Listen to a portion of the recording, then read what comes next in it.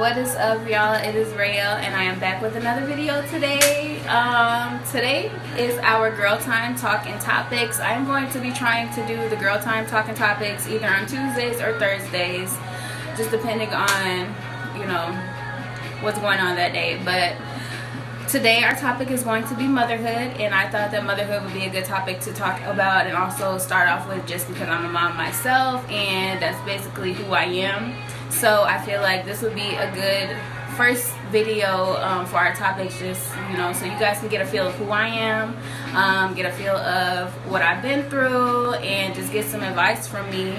And yeah, but before we jump into the topic, I'm also just going to do a little bit of an intro about myself, since I never really made an intro video. I just kind of jumped right into the recipes. So yes, that is on our agenda for today, and I hope you guys are ready like I am ready.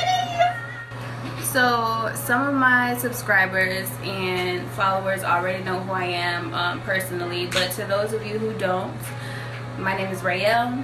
A lot of people call me Bear. If you really know me, then you know my first name, which I don't really go by unless I'm in school. So a lot of people don't know how to pronounce it, but whatever. So I'm Bear, I'm Rael, I'm 23. I have twins already. Their names are Jatori and Jaya. Jatori is my son and Jaya is my daughter. They are 4. They will be 5 in February, and I'm also pregnant. Again, I'm having a baby girl. I am 7.5 months pregnant, so a month and a half left to go.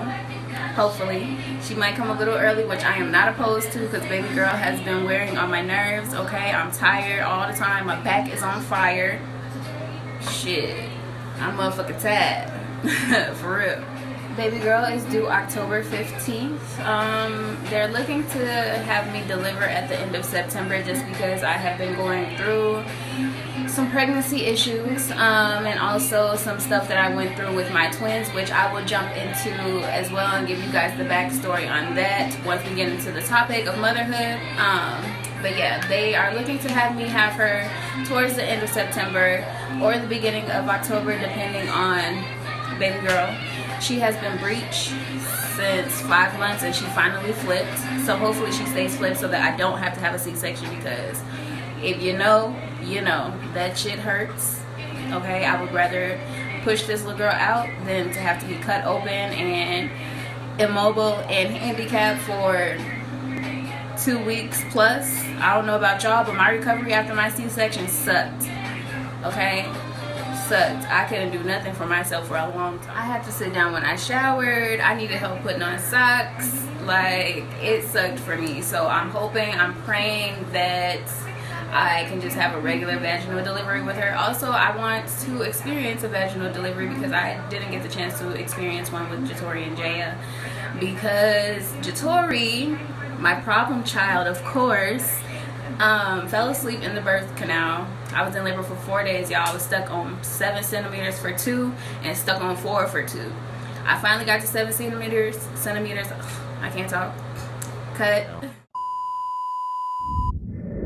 Anyways, I got stuck at 7 centimeters on my 4th day. I got the epidural, and my baby was in there so relaxed, like he kept falling asleep over and over. They couldn't do anything to wake him up, and it finally got to the 4th day, and my OB was just like, forget it, we just gonna give you a C-section. At that point, I was relieved, because being in labor for 4 days, like I said, if you know, you know. It's tiring. You can't eat. You can't drink. All you can do is sit there and be miserable and take them contractions. Just think about 4 days of contractions. 4. Day 2. Day 3. Day 4. When I tell y'all I was in there ready to fight everybody, I put everybody out my room at least 30 times. At the end of it all, it was just me and my kid's dad. Like, I was so over it and ready to have them. When she said C-section, I almost jumped up for joy, because I was tired of sitting in that bed. My butt was numb. My legs was numb. I couldn't do nothing but just sit there. I couldn't even eat ice. My throat was so dry, and it was something I couldn't eat nothing. So yeah, labor ain't nothing to play with. You definitely got to be strong for it, because it's definitely a process. But let's get back to the intro. Like I said, I'm 23. Now y'all know I got twins with one on the way. I kind of just wanted to talk about motherhood today, because like I said, I am a mom myself. This is my life, and a lot of people always ask me like, dang, you've been through a lot, like how do you continue to stay strong? How do you continue to make it look easy? You know, it's not easy at all. I don't know what y'all be seeing. I don't know how I portray it to y'all, but it's definitely not easy. And if you're a single mother or have a single mother, you know it's not easy. But I kind of just want to go over that with y'all, give y'all my experiences, let y'all know how I got through it, the stuff that I went through, you know, just some advice. And hopefully y'all like this video, because being a mom to me is something that I am very, very passionate about. And if you know me, you know that I don't play no games when it comes to my kids, not when it comes to people, not when it comes to other kids, and none of that. I don't play none of that. Okay, I'm very passionate about being a mother. I'm very passionate about kids, period. I just feel like kids are the most innocent people, period, even if they bad, and they deserve way more than, you know, than the average person. So I hope y'all enjoy this video, and let's go ahead and jump right into it. So we're gonna start off with talking about my experience with the twins' dad. I was with him for 6 years total. I got with him when I was 15, and just getting over my first heartbreak. And let me tell y'all, that first heartbreak will tear you up, okay? I was in middle school when I got my heart broken by my first love. He was my first boyfriend, my first kiss. He took my virginity, all that. So it was definitely tough, and it was so hard for me to get over him. I was stuck on him for the longest. And when I tell y'all I was putting up with shit that I shouldn't have been putting up with, I mean, I was 14, so I didn't know nothing about love. I didn't even know nothing about boys. But I was just out here doing stuff, being hard-headed, being young, dumb, and in love. Like, so yeah. But I ended up with my kid's dad when I was 15. And even though we got together when I was 15, I met him when I was in the 6th grade. I was living over in South Minneapolis and ended up moving to Bloomington. And when I was moving away, he was moving over there. And I kind of met him through somebody else. But like, not really met him, but just, you know, just kind of seen him around a little bit. And he had always liked me. He always wanted to talk to me. And yeah, he was just always around. And we ended up getting together. He was my rebound. And I ended up falling so fucking head over heels for this man, because he was just something I never experienced. He was like, you know, my boyfriend. Like, wow, I can love again after I just got my heart broken. You know, so it was different. But like I said, we were together for 6 years, and you gotta know that that whole 6 years was not peaches and roses, okay? It was fucking toxic. We definitely had a fair share of fights, arguments, all that. So it was definitely a roller coaster being with him, but he was like the first real person that I actually had been in love with and kind of knew what love was. Like, it wasn't all bad all the time. Like, he was obviously good to me at one point, because I wouldn't have fell in love with him. So yeah, but he dogged me out pretty bad. He cheated on me with so many girls, and at the time I was unaware. Like, I lost my virginity to my first love, but we had sex one time and I never had sex again after that. So when I got with my kid's dad, I was not having sex with him. We literally was just together. And being that we were 15, 16, like, to myself, I'm thinking like he wouldn't cheat on me. But now that I'm grown and realizing no 16-year-old boy is gonna wait on me to drop the draws, okay? So that was just me being naive. And yeah, but eventually we ended up having sex, and it wasn't until I was like 16, I think, that I was just finally like, okay, whatever, you're my boyfriend. I think I made him wait like almost a year before I was just like, whatever, let's just go ahead and do it. But after that, we became like inseparable. We was together 24/7. Like, I fell in love so hard. I really stopped hanging out with my friends. I was with him all the time. I only wanted to be around him all the time, literally. So when we like was going through like our little breakups and stuff, it was like the end of the world for both of us, because we both were like, you know, damn. You've been my friend, have been following me, or my Facebook friend for all these years, and you know we used to be going through it.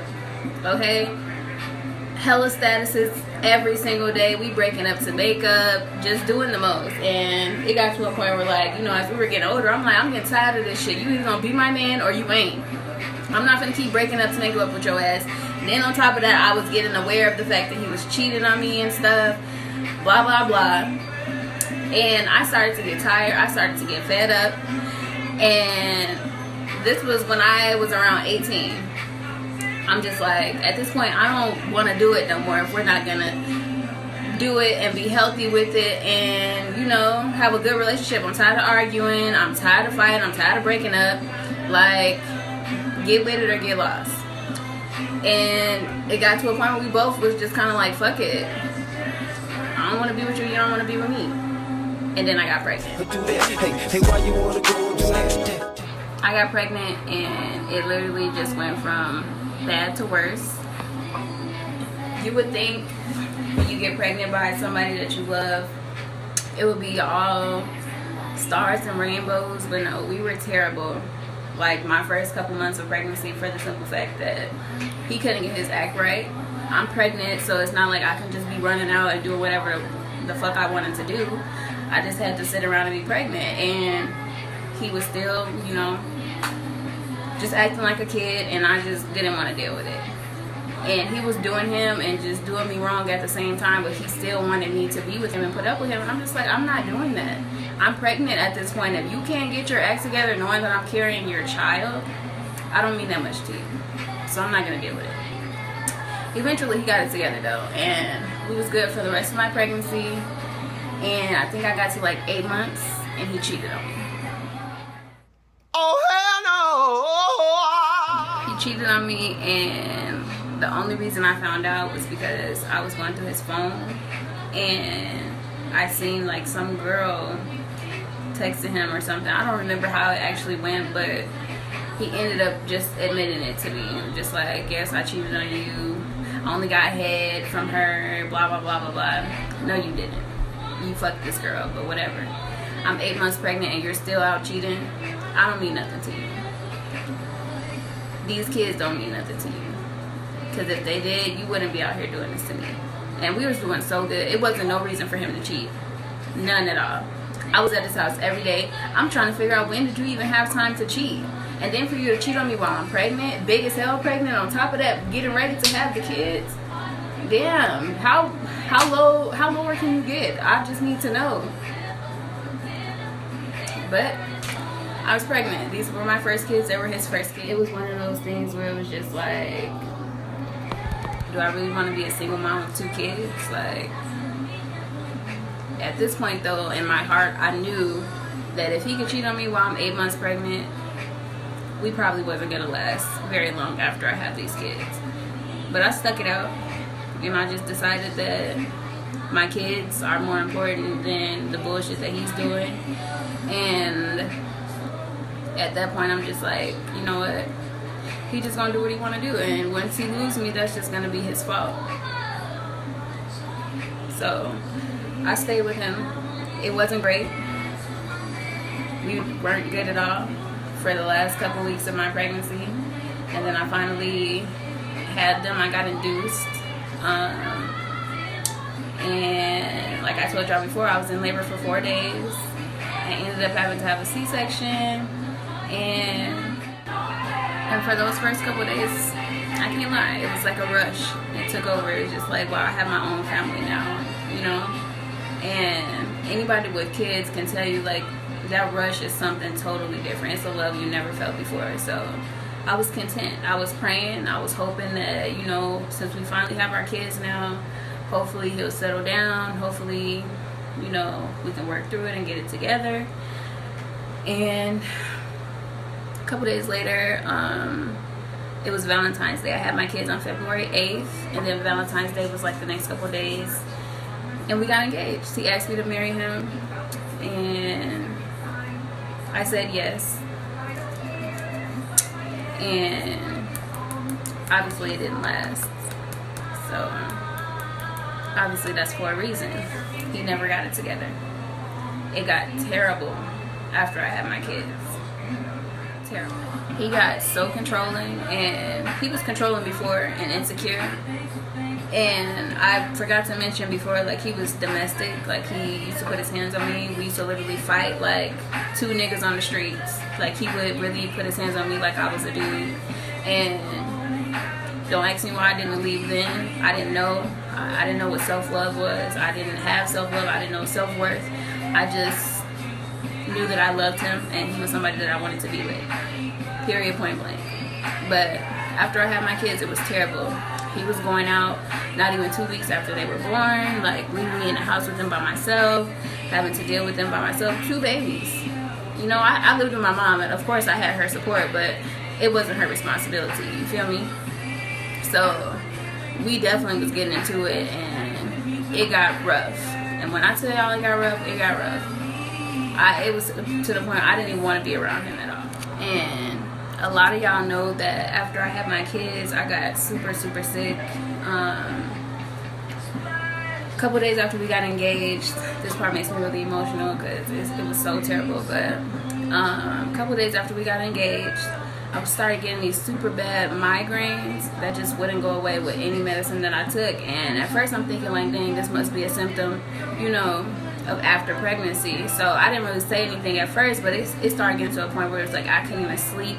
If my baby started crying, I would start crying because it would just make my head hurt so bad, and I just didn't know what was going on.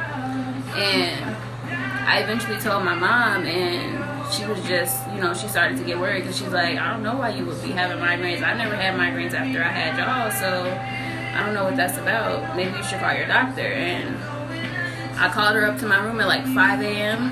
I don't know, 4 or 5 a.m. And she came to check on me, and she was asking me, like, do you think I should call into work? Like, are you going to be here? I mean, are you going to be okay here by yourself for the day, you know, with the kids? And I'm telling her, like, yeah, I should be okay. My head is just hurting really bad. She's like, all right, I'm going to go ahead and get ready for work. She went back downstairs. I was holding Jatori, and they're no older than 2 weeks old at this point. So I'm holding him, and my body just starts to feel weird. And I'm just like, oh my God, like something is not right. I had to hurry up and put my baby down. Like I rushed and put him down so quick. I'm just like, damn, I didn't even check to see if he almost fell off the bed. Ran back, had to move him closer to his sister towards the middle of the bed, ran to the bathroom. I sat on the toilet for a second.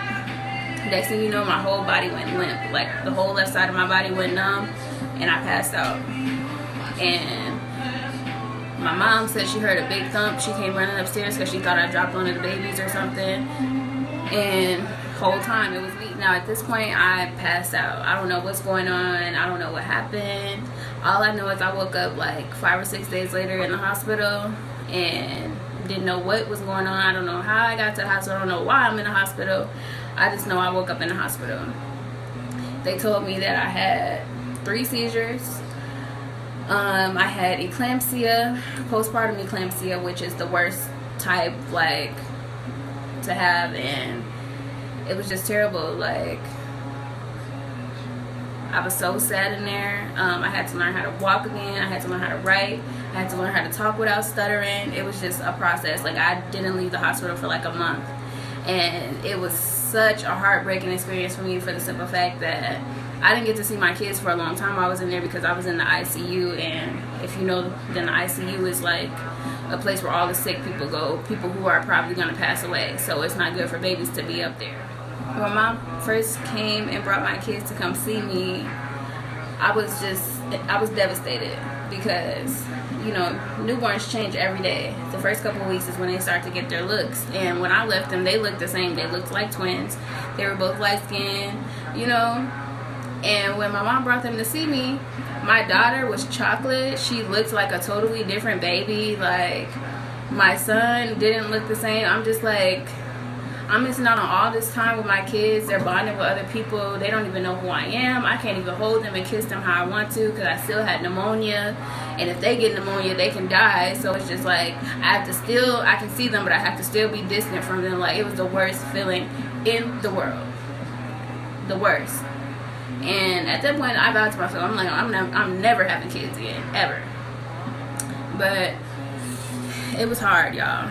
Very, very hard, and it was something that I didn't get over for a very long time, and I'm still really not over it. I still get very emotional just thinking about it.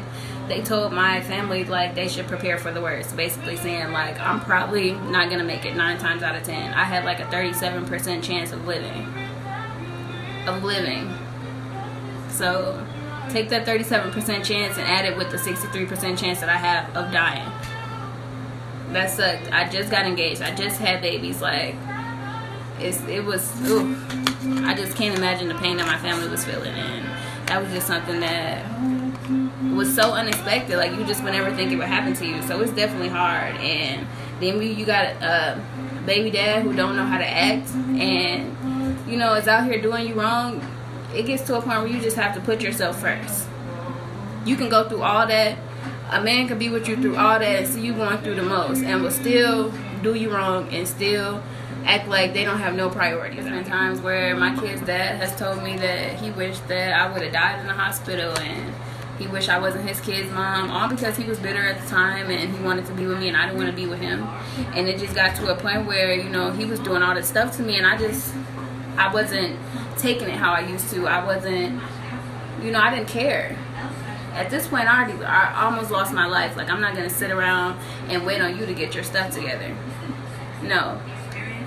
Live your life and I'm going to live mine. And once I started doing me and started living my life how I wanted to live it without waiting on his approval or being nervous that he might get upset about something, my whole mindset changed.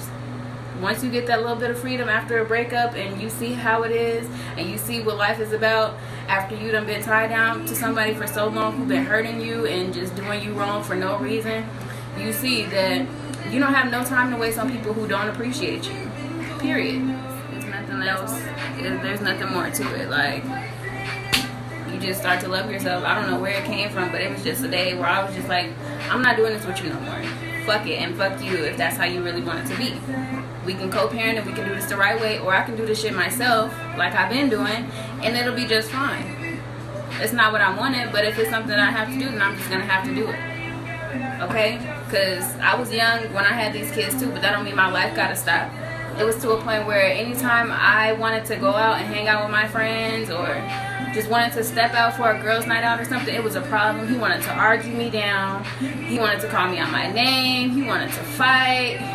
Just insecure, because he know all the stuff that he was out doing to me. I'm not pregnant no more, so I can do me now. I'm not that type of person though, you know. He at my house with the kids. I'm not finna be out with no niggas, you know, doing him wrong. That ain't never been me. But he wasn't looking at it like that, and it got to a point where he hated me so bad because he couldn't control me no more. And shit, from that day forward, I mean, I just told myself, like, I know I deserve better. I'm not finna be tied down to nobody that don't respect me, somebody who can leave me in the house with 2 kids by myself and think that it's okay, be out here running around with bitches and just, you know, doing me bogus, and has been doing me bogus since we've been together. I'm a mom now. I'm still young and I still have a life, and I done almost damn near died at this point. I won't tolerate it. I won't be going for it no more. And if that makes me a bad person, then that makes me a bad person. But I love me now. Period. You don't love me, so I'm gonna love me. Enough for both of us. And that's all it should take at this point. You're not gonna continue to keep doing me wrong and keep thinking that I'm just gonna keep taking you back. That's the problem. People get too comfortable with doing you wrong, and when you really leave, they ask us. But it was also getting to a point where it was just like, he was affecting my parenting. You know what I'm saying? I'm sitting around upset and mad and depressed about the stuff that he's doing to me, and I can't even attend to my kids how I should be because I'm so worried about what he's out doing and who he's doing it with, and is he coming back? Are you gonna come help me with the kids? Like, no. Kids feel all that, and they shouldn't have to. I'm their mom, so I have to deal with them 99.9% of the time. My energy should always be right. I shouldn't have to be feeling down and depressed because their dad is out running the streets and doing what the fuck he want to do. They shouldn't have to grow up with me being mad 24/7 or me being upset about stuff that I don't have no control over. Kids pick up on that type of stuff. That's how kids grow up, with these mentalities of being toxic men and not knowing how to love women and, you know, just stuff like that. And I won't allow it. I'm breaking all generational curses when it comes to my kids. They won't know none of that. And the same goes for my daughter's dad. I've been knowing him since the 6th grade as well. And he is a year younger than me, so he was in a grade under mine. And in middle school at the time, I had a big group of friends, and we were all cool. And you know, in middle school, you got 1,001 friends, and you know, everybody just got their own little groups of who they hang out with. Now, in middle school, he used to date one of the girls in the group, and they were together for a while, and then she ended up moving away and ended up getting a new boyfriend, and he ended up getting a new girlfriend. And they had a couple different boyfriend and girlfriends throughout the year, but me and him have always been close. You know, it's always been like, you know, if I was going through something with somebody I was dealing with, I would call him like, listen to this, tell me what I should do. Or I was just always at their house because I was super close with his sister as well, and they lived right up the street from me. And this girl ended up coming back when we were all in high school, and they ended up getting back together. And like I said, you know, we was cool in middle school, so when she came back, I never had an issue with her. Me and her, we've always had like spats when it came to dudes. When I first moved to Bloomington, the dude that she was going out with ended up liking me, and this was before I knew anybody, before I even started the school. He ended up liking me, and I ended up dating him, and she didn't like me for a long time for dating him. And then me and her got cool because we had the same group of friends and blah, blah, blah, whatever. So they were on and off for a while, and I ended up changing schools. So at this point, I mean, I really didn't talk to anybody anyway because, like I said before, I was always up under the twins' dad, and he lived far. Nobody knew him. He went to a different school. He was a city kid. I was a suburb kid. I literally used to travel to his house on the bus and would like be up under him every chance I got because he didn't live close. So yeah, and then once everybody graduated high school, like everything was different. Like I didn't really have any friends. Like I had a few of my old friends that I was still talking to, but at the same time, you know, I didn't have anybody besides the twins' dad. He was really my main friend. So when we broke up and I started hanging out with people again, I started getting cool with my old friends, and her dad, my daughter's dad, we ended up getting back super close because we were both going through stuff. He was going through stuff with his exes and girl issues, and I was going through stuff with my kid's dad. And, you know, he was my shoulder and I was his shoulder, and that's kind of just how we jumped off everything. And it was just so random because it wasn't even like, I don't know, like I never liked him up until I liked him, you know? So it was weird how it started, but we ended up talking and we ended up liking each other, and eventually, obviously, we ended up loving each other. And it was just weird because it's just like, damn, you've been my childhood friend for all this time, like, and we never thought to, you know, do anything with it. Like, I never thought of him more than just being a friend, you know? Like, he was never my type. He was never the person I thought that I would end up having another baby with as that. And for a while, we just kept it low-key because, you know, we just were kind of both just putting the pieces back together from our last relationships and just trying to figure out what we wanted. And it was fun for a while, and then stuff started to get more serious, and we just, you know, kind of just grew fond of each other and just was together every single day. Like, we were inseparable. Like, we had a good bond that, you know, was just more than just having sex or just, you know, we had a friendship before anything. So that was the best part about the whole thing. Like, we could still come to each other about certain stuff and then just be like, damn, you really my homie. We literally sit up and talk about any and everything. You know what I'm saying? So it was always good that I could have a friend to him and then still have love for him in a different type of way. But, you know, it got to a point where he started to get too comfortable with the stuff that he was doing as well. And me being the type of person I am, I'm not confrontational at all. I'm not. I don't like to argue. I don't like to fight. I don't like to do too much. Like, I just like to go with the flow, and I just like to chill. Like, if you lie to me, then you're automatically a liar. I don't really give people chances to redeem themselves, but I have a good heart, and I feel like I know when other people have good hearts. And he's one of them people that has a good heart, but he doesn't have the right intentions. Like, you know what I'm saying? Like, he's a sweet person. He got a good head on his shoulders, but when he got too much on his plate, he don't know which way to go.